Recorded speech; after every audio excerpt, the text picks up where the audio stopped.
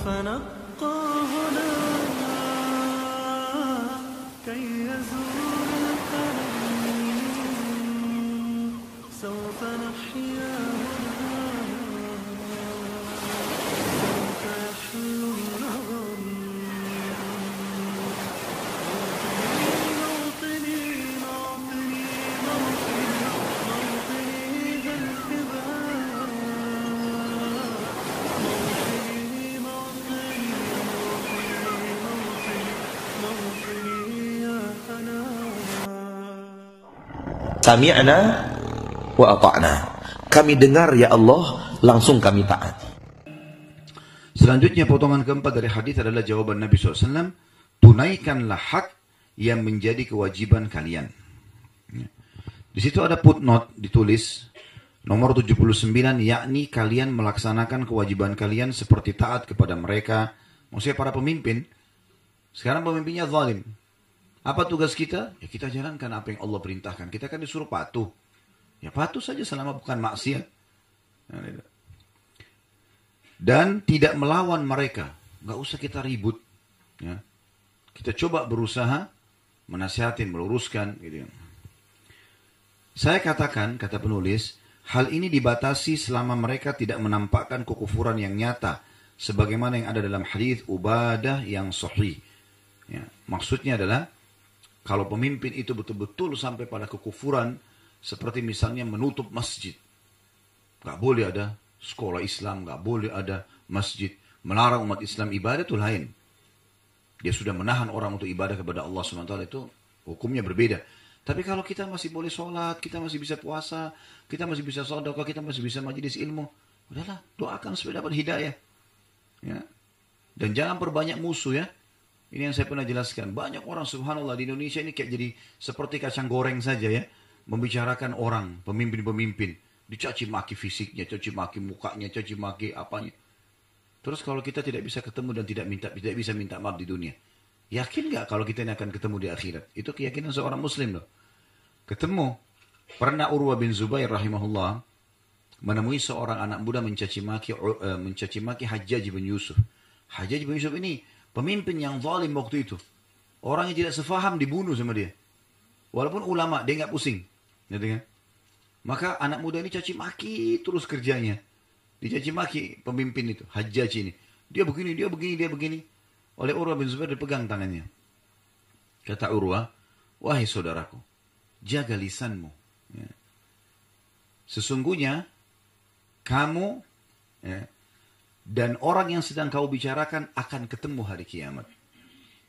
Kamu dan orang yang kau bicarakan akan dipertemukan pada hari kiamat.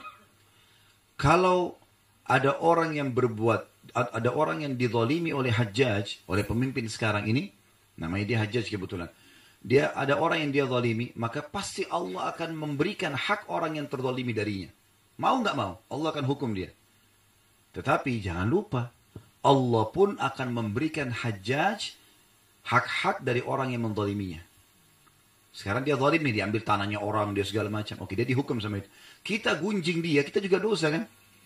Berarti kita nanti akan diambil pahala kita, dikasih kepada dia, walaupun dia orang zalim. Kan jadi masalah. Lalu untuk apa kita masuk ke wilayahnya orang lain? Lebih baik kita bilang, ya Allah berikan hidayah. Ya, ini kadang-kadang ibu-ibu lagi masak di dapur bicara politik. Untuk apa? Goreng tempe apa? Itu urusannya laki-laki, nggak usah masuk ke sana. Hah? Di pinggir jalan di warung kopi bicara masalah politik di pinggir got, ya nggak nyambung semuanya. Ini penonton bolanya lebih hebat daripada pemain bolanya nih.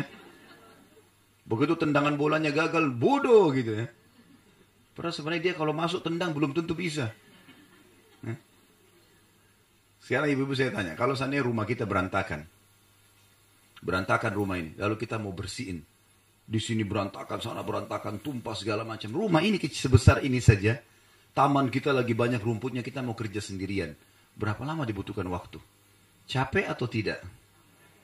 Bagaimana kalau 2 rumah? Bagaimana kalau 10 rumah? Bagaimana kalau 1 RT? Bagaimana 1 RW? Hah? Bagaimana kalau 1 kecamatan? Bagaimana kalau 1 wilayah? Bagaimana kalau 1 negara? Seperti orang urus, seperti mau goreng kerupuk gampang. Nggak gampang. Kita aja kadang-kadang punya masalah sama tetangga, satu orang sudah pusing luar biasa. Lagi ribut sama satu orang teman. Misalnya masalah rumah tangga, ribut sama istri atau sama suaminya. Pusing dia nggak bisa. Satu orang, bagaimana urus satu negara? Udah, lebih baik kita jangan campuri wilayah itu. Karena masalahnya, Nabi SAW wasiatkan loh ini. Kalau terjadi itu ada pemimpin zalim, yang kalian lakukan apa? Lakukan yang telah menjadi kewajiban kalian. Disuruh patuh pada hal yang tidak melanggar agama. Kalau kita pakai KTP, paspor, segala macam, rambu-rambu lalu lintas, patuhi aja. Kan tidak ada pelanggaran agama, ya sudah. Kita patuhi saja yang itu. Kalau yang melanggar agama, jangan dipatuhi. Kalau memang konsep agama gitu. Kata Nabi SAW, La ta'ata li makhlukin fi maksiati khaliq. Tidak boleh ada ketaatan kepada makhluk, padahal yang berbau maksiat kepada Sang Pencipta. Jadi di sini kita harusnya lakukan ini. Berikan hak mereka dari kalian. Dan yang kita belum dapat. Saya sebagai warga negara belum dapat bagian saya ini dan itu. Saya dizalimi, dikenain pajak, dikenain ini, dikenain itu. Apa kata Nabi SAW? Ini wasiat Nabi loh ya. Bukan perkataan saya. Apa kata Nabi? Dan mintalah kepada Allah apa yang menjadi hak kalian. Percuma minta sama mereka nggak dikasih kan? Udah minta sama Allah langsung. Sang Pencipta. Ya Allah, saya mau ngurus surat rumah saya ditipu nih. Ada orang buat sertifikat palsu. Kita sudah coba urus di pengadilan, malah kita kalah. Ya Allah, saya kembalikan urusan ini kepadamu ya Allah. Bukan cuma bumi, alam semesta ini miliknya Sang Pencipta Allah, langit dan bumi. Keluhkan langsung kepada Sang Raja. Sampai pepatah bahasa Arab berbunyi, kalau engkau keluhkan kepada Raja dunia, maka engkau akan rugi. Karena paling tidak dia melihat dirimu apakah kamu punya kedudukan atau tidak sehingga bisa menambah kedudukan dia. Tapi kalau kau minta kepada Sang Pencipta Allah, maka tidak akan berpengaruh permintaanmu dan permohonanmu kepada kedudukan Sang Pencipta Allah. Dan Allah akan berikan kamu kedudukan yang terbaik di dunia. Jadi nggak ada sesuatu yang rugi kalau kembali kepada Sang Pencipta Allah. Ini potongan wasiat Nabi SAW, ya, potongan dari hadis kita yang keempat dan sekaligus hukumnya.